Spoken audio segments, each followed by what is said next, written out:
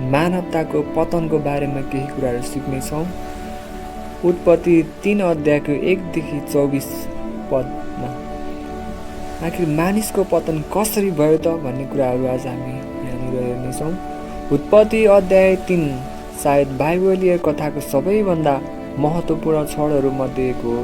यसले अदनको बगैँचाको पूर्णताबाट आज हामीले चिनेको जटिल टुटेको संसारमा सङ्क्रमणलाई चिन्ह लगाउँछ। यो उत्पत्ति 3 अध्याय केवल र फलको टुक्राको बारेमा पुरानो कथा मात्र होइन, यो मानव अवस्था, प्रलोभनको प्रकृति र परमेश्वरको स्थायी अनुग्रहमा गहिरो नजर हो। हामी 1 नम्बर बुदालाई हेर्नेछौँ। सर्पको रणनीतिको बारेमा हामी यहाँ देख्दछौँ पद 1 देखि 5 सम्म। र उत्पत्ति 3 अध्याय कुराकानीबाट सुरु हुन्छ। सर्पले स्पष्ट झुटबाट सुरु गर्दैन, उसले विकृतिबाट सुरु गर्छ। सर्पले प्रश्न गर्छ कि परमेश्वरले साँच्चै भन्नुभयो। सर्पले परमेश्वरको उद्धारता र अधिकारको बारेमा शङ्काको बिउ रोप्छ। यहाँनिर सर्पले छल गरेको कुराहरू हामी देख्छौँ। उसले परमेश्वरको सुरक्षालाई प्रतिबन्धकको रूपमा पुनः चित्रण गर्दछ। परमेश्वरले तिनीहरूलाई राखिरहनु भएको छ भन्ने सुझाव दिएर उसले स्त्रीको ध्यान बगैँचाको बीचमा भएको रुखको फलमा सार्छ। एउटा मुख्य कुरा, प्रलोभन प्राय हामीलाई हाम्रा आशीर्वादहरू बिर्साएर हाम्रा सीमाहरू माथिको जुनुनबाट सुरु हुन्छ। फेरि पनि दोहोऱ्याउन चाहे, प्रलोभन प्राय हामीलाई हाम्रा आशीर्वादहरू बिर्साएर हाम्रा सीमाहरू माथिको जुनुनबाट सुरु हुन्छ। दोस्रो बुदालाई पनि हेर्नेछौँ, छनौट र परिणाम पद 6 देखि 13। आदम र हव्वाले आज्ञाकारिता भन्दा सो इच्छा रोज्छन्। यसको तत्काल परिणाम उनीहरूले फल खान्छन् र सकारात्मक अर्थमा ज्ञान होइन तर लाज प्राप्त गर्छन् र उनीहरू परमेश्वरको उपस्थितिबाट लुक्छन्। तिनीहरूले आफ्नो नग्नता महसुस गर्छन् र परमेश्वरबाट लुक्छन्। यो मानव धर्मको पहिलो उदाहरण हो। हाम्रो आफ्नै लाज ढाक्ने र सृष्टिकर्ताबाट टाढा हुने प्रयास हो।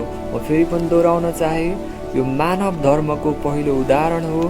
हाम्रो आफ्नै लाज ढाक्ने र सृष्टिकर्ताबाट टाढा हुने प्रयास हो। र हामी दोस्रो परिवर्तनको बारेमा देख्छौँ। आदमले हव्वालाई दोष दिन्छन् र सूक्ष्म रूपमा परमेश्वरलाई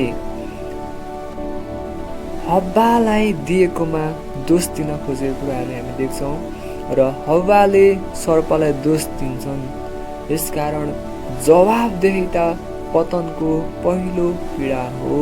हामी तेस्रो नम्बरमा हेर्नेछौँ, टुटेको सम्बन्धको बारेमा लेखिएको छ पद 14 देखि 19। यी पदहरूमा उच्चारण गरिएका श्रापहरूले बाहिरको संसारलाई वर्णन गर्दछ। सङ्गति हुनका लागि बनाएका सम्बन्धहरू तनावपूर्ण हुन्छन्। प्रकृति र मानवता, मानिसको लागि काम कठोर बन्छ। पहिले सजिलै पाइने कुरा अब पृथ्वीले अहिले काँडा र सिउँडीहरू उत्पादन गर्छ। यहाँ शारीरिकतालाई हेरौँ, मृत्यु मानव अनुभवमा प्रवेश गर्छ। तिमी माटो हौ र तिमी माटोमै फर्किनेछौ। चौथो बुदालाई पनि हामी हेर्नेछौँ, आशाको किरण पद 15 देखि 24। परिस्थितिको गम्भीरताको बावजुद परमेश्वरको अनुग्रह न्यायमा पनि उपस्थित छ। पद 15 यसलाई पहिलो सुसमाचार भनेर चिनिन्छ। परमेश्वरले प्रतिज्ञा गर्नुहुन्छ कि स्त्रीको सन्तानले अन्ततः सर्पको टाउको कुल्चनेछ। असफलताको क्षणमा पनि परमेश्वरले छुटकाराको लागि आशा प्रदान गर्नुहुन्छ। एउटा प्रावधान छ पद 21। परमेश्वरले तिनीहरूको कमजोर अन्जिरका पातहरूलाई छालाको लुगाले बदल्नुहुन्छ। यसको लागि बलिदान आवश्यक थियो। बगैँचामा पहिलो मृत्यु पाप ढाक्न मानव प्रयासभन्दा बढी आवश्यक छ भन्ने विचारलाई पूर्व चित्रण गर्दछ। यहाँ निर्वासनको बारेमा हामी देख्नेछौँ पद 22 देखि 24। यहाँ जीवनको रुखबाट वञ्चित हुनु वास्तवमा दयाको कार्य थियो। यहाँ पतित पापी अवस्थामा सधैँभरि बाँच्नु एउटा अनन्त दुःख लाग्दो कुरा हुनेछ। हामी निष्कर्षलाई हेर्नेछौँ। उत्पत्ति 3 अध्यायले संसारले किन पाप महसुस गर्छ भनेर व्याख्या गर्दछ। मानिसहरू किन पापी छन्, कसरी पतित भए भनेर व्याख्या गर्दछ। किन हामी केही राम्रोको लागि चाहनाको भावना महसुस गर्छौँ, किन हामी आफ्नो स्वेच्छा गरी पाप गर्छौँ। यसले हामीलाई देखाउँछ कि जब हामी पाप गर्छौँ तब भड्कने र लुक्ने प्रवृत्तिका हुन्छौँ। तर परमेश्वर एक खोजीकर्ता हुनुहुन्छ। उहाँले हराएकालाई खोज्नुहुन्छ, किनभने लुकिहिँड्ने भड्किहिँड्ने पापी मानिसहरूलाई उहाँ फेला पार्न चाहनुहुन्छ। उहाँ बचाउन चाहनुहुन्छ। उहाँले हराएकाहरूलाई खोज्नुहुन्छ।